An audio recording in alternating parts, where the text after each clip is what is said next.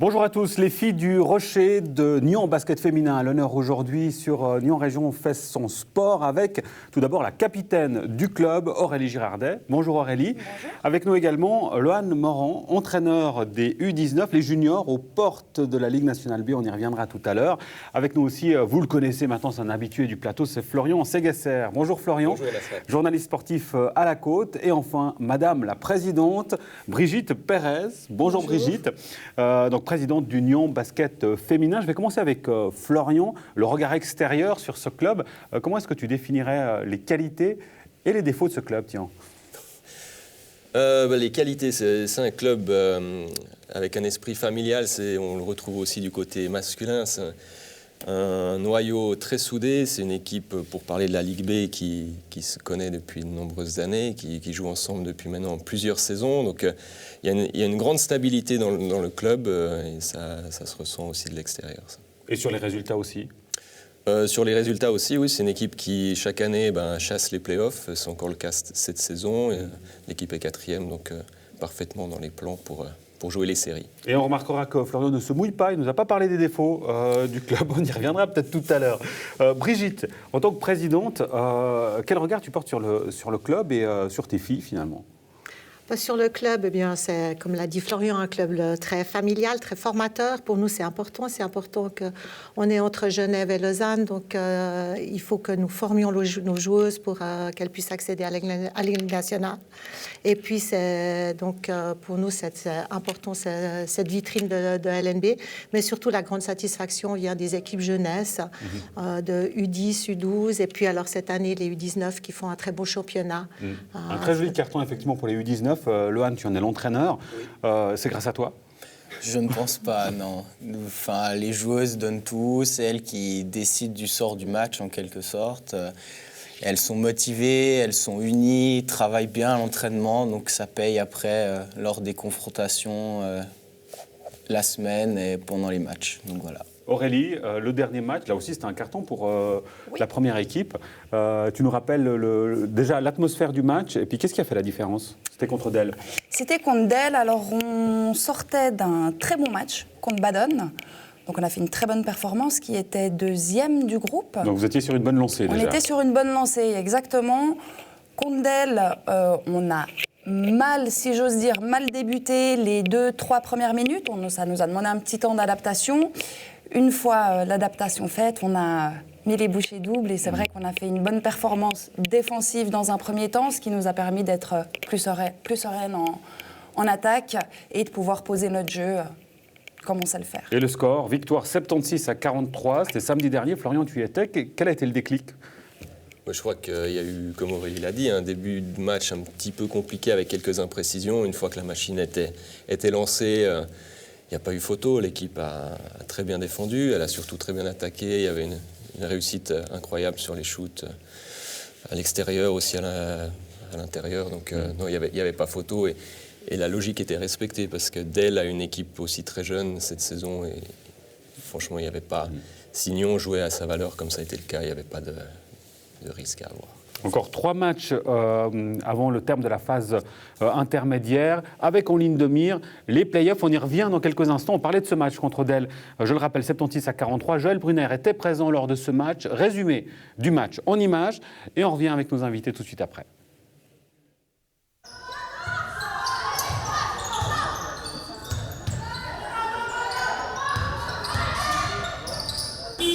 C'était un derby ce soir, un derby que votre équipe a bien su gérer.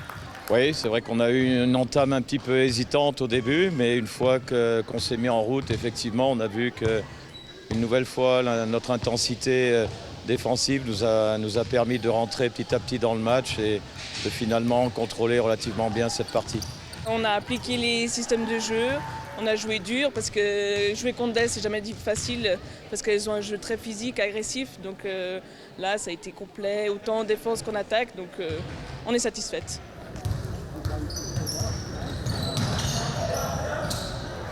Contente du match que vous avez fait aujourd'hui ou vous pouvez faire mieux? Oui, je suis content, mais je crois que nous pouvons jouer mieux. C'est vrai qu'un coach n'est jamais satisfait à 100%. Il y a toujours des points qu'on peut améliorer. Mais je crois qu'on est vraiment sur 2 belles performances de suite défensives à Baden. Et on a confirmé aujourd'hui nos bonnes dispositions. Et c'est vrai qu'à partir d'une bonne défense comme ça nous permet d'avoir des phases offensives beaucoup plus intéressantes. Il y a des choses à améliorer encore? Oui, alors je pense quand on remet la balle en jeu dans notre camp de défense, il faut une presse et puis là on a vachement galéré à sortir la balle de temps en temps. Donc là je pense que c'est un point à améliorer d'ici la semaine prochaine. D'ici la semaine prochaine et peut-être d'ici les playoffs? Oui, surtout les playoffs, oui, parce que je pense que les équipes elles savent maintenant qu'on n'est pas très à l'aise avec ça. Donc elles vont peut-être plus nous mettre une zone presse, donc il faut bien qu'on entraîne ça. Oui, il nous reste 3 matchs. Je dirais qu'on est passé il y a 15 jours, on était un peu au fond du trou. Et là, en 2 semaines, on s'est bien refait le moral, le mental.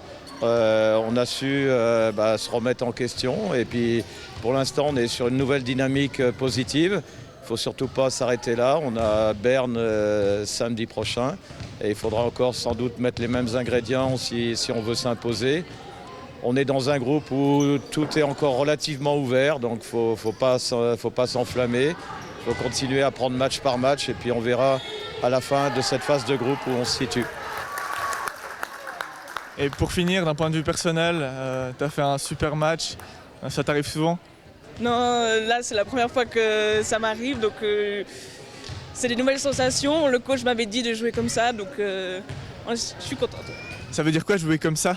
Comme ça, comme ce soir, où ça rentre, tout rentre pas par magie, mais un jour où on est vraiment chanceux, mais où tout rentre, on ne sait pas trop comment, mais... L'objectif, c'est de se qualifier comme pour les playoffs, comme toutes les équipes de ce groupe. Je crois que définitivement, si on s'impose à Berne, cette qualification sera obtenue.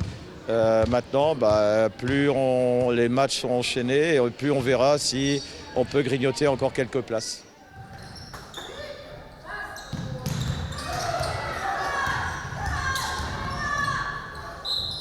Voilà pour ce résumé de match. Je le rappelle, victoire 76-42 contre Delle. On a entendu les points sur lesquels l'équipe va devoir s'axer pour le prochain match. On l'a pris samedi contre Berne. L'équipe jouera d'ailleurs à Berne. Comment, Aurélie, déjà en tant que capitaine, tu prépares ce match et comment l'équipe anticipe ce match à venir samedi? Alors, je pense qu'il faut qu'on continue simplement comme on a joué ces 2 derniers matchs, c'est-à-dire jouer notre jeu. Comme ça, comme le disait une des joueuses. Voilà, non, exactement, mais je veux dire être concentré. C'est vrai que si on est concentré, on arrive à faire de belles choses, à jouer notre jeu. Voilà, comme je dis, quand on est concentré et assidu en défense, l'attaque est plus facile. Et voilà, on est sur une belle lancée, donc j'espère que ça va continuer. Florian, à voir les derniers matchs, ce qui se profile, a priori on dirait que les playoffs sont vraiment à bout touchant. Oui, moi ce que je retiens, c'est qu'il y a eu une grosse réaction de l'équipe, parce qu'il y a eu un match vraiment catastrophique il y a 3 semaines maintenant, contre Arlesheim si je me rappelle bien. Et l'équipe a très très bien réagi derrière, avec une grosse performance à Baden, la performance contre Delle qui était très intéressante aussi. Et puis je pense que si l'équipe joue sur ses qualités, il n'y a pas de raison que ça se passe mal ce week-end à Berne. Et du coup, l'équipe est parfaitement dans les plans pour réussir cet objectif play-off. Pour le faire, Berne samedi après session. Et enfin, Cossonay. Aurélie, tu me disais le plus dangereux de ces 3, c'est Cossonay. Oui, je pense que c'est Cossonay parce qu'elles ont une équipe relativement complète avec 2 joueuses qui sortent largement du panier. Mais match aller, on a perdu sauf erreur de 6 points. Donc elles ne sont pas imprenables. Je pense que si tirer tout à la même corde, on tire tout à la même corde. Mais si on est en bonne forme, les 5 qui sont sur le terrain en même temps, on a largement les moyens de bousculer Cossonay. Et c'est en tout cas notre objectif. Brigitte, sur le club, on a évoqué l'esprit de famille. Juste pour dresser le portrait, il y a combien de membres aujourd'hui? Il y a environ 120, 130 membres. Combien d'équipes?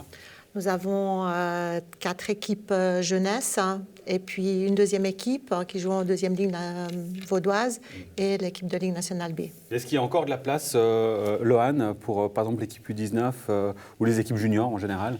On a toujours de la place, surtout quand on n'a pas tous les âges toutes les catégories d'équipes qui sont présentes dans notre club et des équipes où on tourne à une 10-12 joueuses à peu près. Et moi, je suis partisan pour dire tant qu'il y a une rivalité saine dans le groupe, c'est que comme ça qu'on peut progresser et avancer. Donc, toujours la porte ouverte à de jeunes joueuses motivées et prêtes à travailler pour le club. Et ce club a une histoire extraordinaire, Brigitte. On l'oublie parfois. C'est club de la région et en l'occurrence, Nyon Basket Féminin en est l'exemple même. Une histoire très riche et à rebondissement. Oui, disons que nous avons été créés en 1950. Et puis, on est monté dans les années 70, fin des années 60, 1970, on a joué en Ligue nationale A. À l'époque, ce n'était pas évident de constituer une équipe de basket féminine.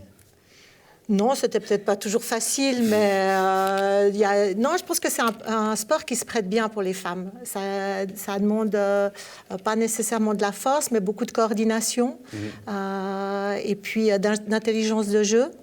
Et je pense que c'est avec un esprit d'équipe très fort. Et je pense que les femmes peuvent se retrouver très bien dans ce sport. Florian, le regard du journaliste sportif, si on compare le basket féminin et le basket masculin, comparaison n'est pas raison, mais les points forts du basket féminin, on ne compare pas. Non, mais alors, le basket féminin est forcément moins athlétique que le basket masculin. Après, c'est d'autres qualités, c'est du jeu plus posé, c'est beaucoup de systèmes. Je veux dire, mais pourquoi comparer, quoi? En tout cas, on aura compris, Florian ne veut pas choisir entre le basket masculin et le basket féminin. Mais parce que pour moi, je pense qu'il n'y a aucune raison de chercher la comparaison. C'est le même sport, mais c'est deux pratiques différentes, avec chacune leur qualité. Et puis voilà, c'est comme le tennis masculin, féminin, chacun peut trouver son compte. Enfin, c'est comme tous les sports. Enfin, pourquoi toujours essayer de chercher la comparaison? Alors certes, vous verrez pas de dunk en basket féminin, mais bon, voilà, il y aura des actions peut-être plus collectives, il y aura du jeu plus placé, avec des systèmes bien exécutés. Enfin, voilà, le suspense, et l'engagement, l'envie, l'intensité, vous la retrouvez dans les deux sports. Enfin, dans les deux disciplines. Les deux sports. Une dernière chose par rapport au Nyon Basket Féminin, il y a une tradition au sein de l'équipe principale. Aurélie, à la fin de chaque match, c'est direction un restaurant, une enseigne de restauration rapide. Oui, c'est pas très sportif tout ça? Non, mais voilà, c'est pour créer les liens, souder les liens entre nous. C'est vrai qu'on aime bien aller... je ne vais pas dire se ressourcer, mais se remplir l'estomac dans ce fameux restaurant, comme vous dites. Et voilà, c'est presque devenu une petite tradition.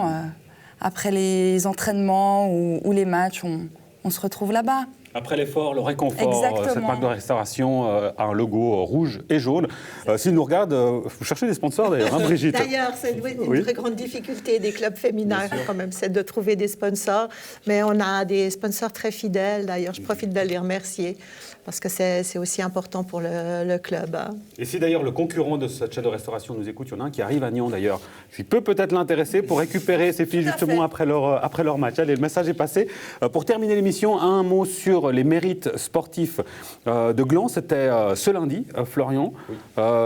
Comment ça s'est passé? Très bien, c'était une belle cérémonie. Donc la ville de Gland qui a... l'erreur à ne pas commettre. Oui, non, je l'ai commise, j'assume. Okay. Non, les mérites sportifs de Gland ont été remis lundi soir au théâtre de Grandchamp. Donc on a 4 beaux lauréats avec mérite masculin, mérite féminin, par équipe et puis le dévouement. Oui. Toujours un prix spécial parce qu'on sait l'importance qu'ont les bénévoles dans le bon fonctionnement des clubs sportifs. Bien sûr, et on le constate, on le voit chaque semaine dans cette émission, notamment justement les mérites sportifs de Gland. On y était lundi, c'était Joël Brunner qui s'y trouvait, compte rendu de la soirée avec Joël Brunner et les lauréats. Pour certains, ça peut être beaucoup, pour certains moins, mais c'est aussi un soutien financier. On sait que quand on donne beaucoup... Il y a une mise en lumière des sports concernés, parce qu'il y a certains sports qui sont connus, comme par exemple le tennis, le golf, d'autres qui le sont moins. On a une démonstration de jiu-jitsu brésilien. Je pense qu'il n'y avait pas grand monde dans la salle, à part les principaux intéressés qui savaient ce qu'était le jiu-jitsu brésilien. Moi, le premier, je l'ignorais avant de participer à ces mérites sportifs. Vraiment content d'avoir gagné ce prix, c'est une belle considération d'un sport qui est méconnu en Suisse, malgré le fait que c'est quand même mondialement un sport qui a un grand nombre d'adeptes. Pour preuve, justement, les championnats d'Europe cette année qui avaient 2000 participants.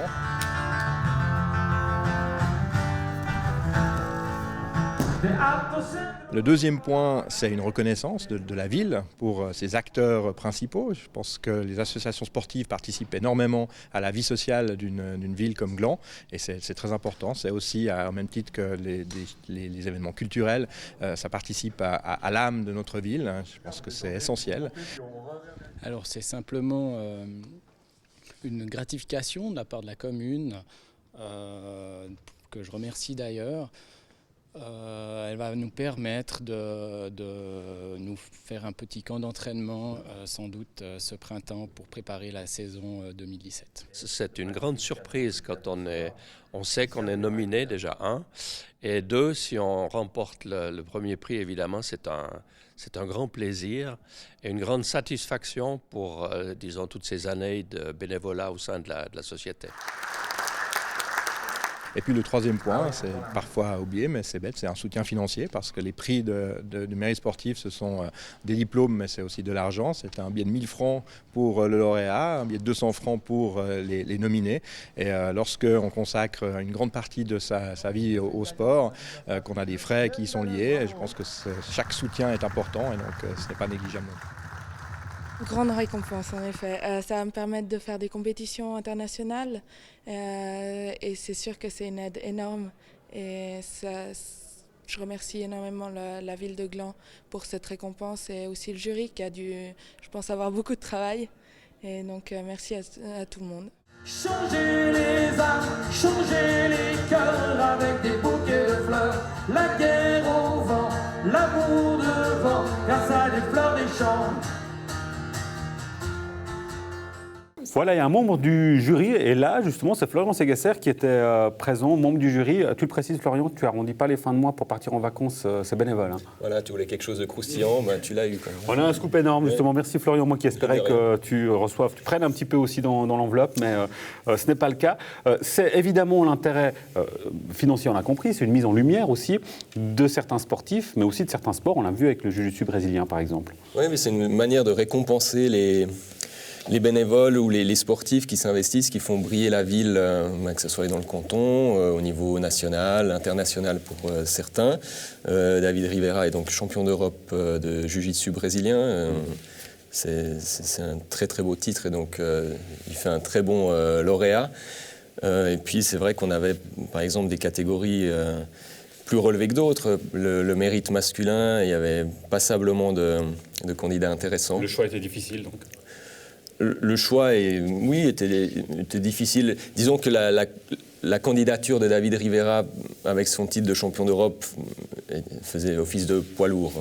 Mais on discute toujours de manière très sérieuse chaque dossier. Cela va sans dire. Merci beaucoup à toutes et à tous pour votre présence sur ce plateau. On arrive au terme de l'émission. On va juste rappeler pour Nyon Basket Féminin les prochains matchs. On l'a dit, samedi contre Berne à Berne. Le prochain match, c'est contre Sion. Là, c'est au Rocher, à domicile. Et enfin, donc, Cossonay. Là, ce sera... À Cossonay. À Cossonay. Donc, le prochain match à domicile, donc, c'est contre Sion. Et sauf erreur, c'est le mercredi 15, si je ne dis pas de bêtises. Aïe. Brigitte. C'est le samedi 25 mars. Samedi 25 mars. 7h30 au Rocher. Autant pour moi. Merci beaucoup pour votre fidélité. On se donne rendez-vous la semaine prochaine pour un nouveau numéro. Très bonne suite de programme sur NRTV. À bientôt. Ciao.